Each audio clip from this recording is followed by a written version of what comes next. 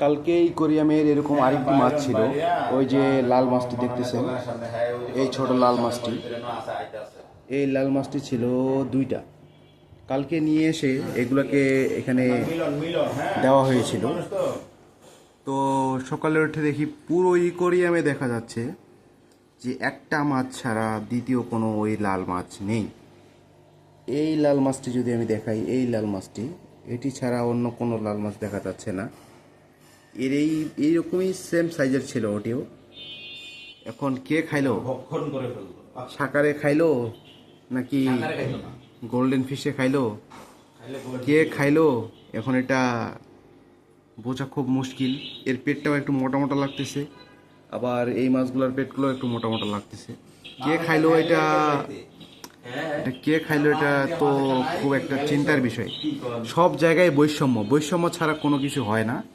এই মাছের মধ্যেও বৈষম্য শুরু হয়ে গেছে। এদেরকে আমরা এত পরিমাণ খাবার দিচ্ছি, তাও এদের খাবারের মানে ঘাটতি দিয়ে দেখা দিচ্ছে মনে হয়। এবার থেকে বোঝা গেছে যে 3 বেলা খাবার দিতে হবে। তো যাই হোক, বৈষম্য ছাড়া দুনিয়াতে চলা খুব মুশকিল।